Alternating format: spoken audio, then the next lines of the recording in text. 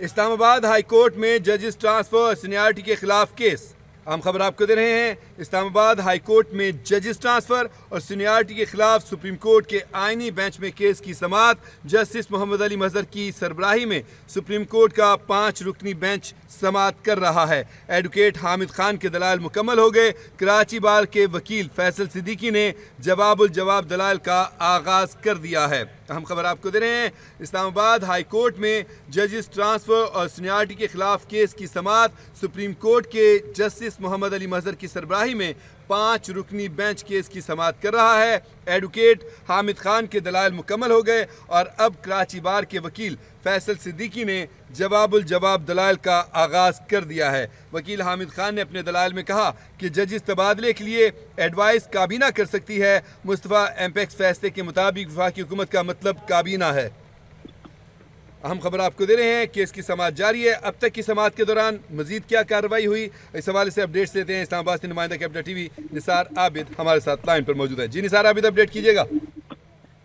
آج بالکل supreme court of Pakistan میں اسلام آباد ہائی کورٹ ججز ٹرانسفری اور سینیارٹی کیس کی سماعت اس وقت جاری ہے. جسٹس محمد علی مظہر کی سربراہی میں 5 رکنی جو بینچ ہے وہ سماعت کر رہا ہے. وکیل حامد خان جو ہے ان کا کہنا ہے کہ ججز تبادلے کے لیے ایڈوائس کابینہ کر سکتی ہے. مزید حامد خان کا کہنا تھا کہ مصطفیٰ جو ہے وہ اپیلیکس فیصلے کے مطابق جو ہے وفاقی حکومت کا مطلب جو ہے وہ کابینہ ہے. مزید جسٹس محمد علی مظہر نے آج دوران سماعت ریمارکس دیتے ہوئے کہا کہ آرٹیکل 48 میں وزیر اعظم کا لفظ بھی ہے. مزید ان کا کہنا تھا کہ کیا مصطفیٰ جو ہے وہ اپیلیکس فیصلے سے آرٹیکل 48 میں لفظ وزیر اعظم غیر مؤثر ہو گیا ہے. عدالت کا کہنا تھا کہ درخواست گزار وکلاء نے سینیارٹی اور حلف کے معاملے پر چیف جسٹس اسلام آباد ہائی کورٹ کے فیصلے پر دلائل نہیں دیے. جسٹس صلاح الدین پنور کا کہنا تھا کہ چیف جسٹس اسلام آباد ہائی کورٹ کے فیصلے میں غیر قانونی نقطے کی نشاندہی کی گئی. اسی طرح جسٹس محمد علی مظہر کا کہنا تھا کہ ججز اور درخواست گزاروں نے فیصلے تو چیف جسٹس اسلام آباد ہائی کورٹ کا جو ہے وہ کیا تھا. جسٹس محمد علی مظہر کا کہنا تھا کہ ججز اور درخواست گزار کے وکلاء کو فیصلے میں غیر قانونی پہلو کی نشاندہی کرنا چاہیے تھی. جسٹس شکیل احمد کا کہنا تھا کہ چلیں ایڈوکیٹ فیصل صدیقی جواب الجواب میں اس نقطے پر دلائل دے لیں. اسی طرح جو ہے وہ ایڈوکیٹ حامد خان کے دلائل مکمل ہونے پر جو ہے کراچی بار کے وکیل فیصل صدیقی نے جواب الجواب کا دلائل جو ہے کا آغاز کیا. ان کا کہنا تھا کہ جو ہے وہ آرٹیکل 200 کی جو ذیلی شک ہے 1 اور 2 کا تعلق ٹرانسفر سے ہے. اسی طرح جو ہے وہ مزید ان کا کہنا تھا کہ 3 سابق چیف جسٹس پاکستان، وزیر اعظم، صدر اور اس کیس میں شامل ہیں. اسی طرح جو فیصل صدیقی کا مزید کہنا تھا کہ اس معاملے پر خاموشی اختیار نہیں کی جا سکتی. مزید فیصل صدیقی کا کہنا تھا کہ یہ ایسا ہے کہ اندھا آدمی اندھیرے کمرے میں ایک ایسے سراغ کو ڈھونڈ رہا ہو جو چھپا ہوا ہے.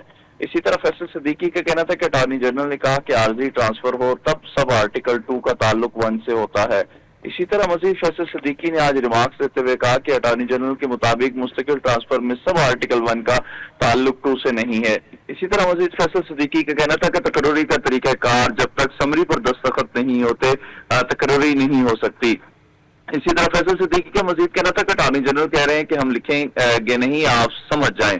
اسی طرح جو فیصل صدیقی کا مزید کہنا تھا کہ جو ہے وہ نیتوں کے حال اللہ پاک بہتر جانتا ہے. فیصل صدیقی کا مزید کہنا تھا کہ آرٹیکل 194 کے الفاظ اس کیس کی کنجی ہے. مزید جو کیس کی سماعت ہے اسلام آباد ہائی کورٹ ججز ٹرانسفری اور سینیارٹی کیس کی، وہ اس وقت جسٹس محمد علی مظہر کی سربراہی میں 5 رکنی بینچ جو ہے وہ سپریم کورٹ آف پاکستان میں کر رہا ہے. جی بہت شکریہ نثار عابد، آپ نے ہمیں تفصیلی اپڈیٹ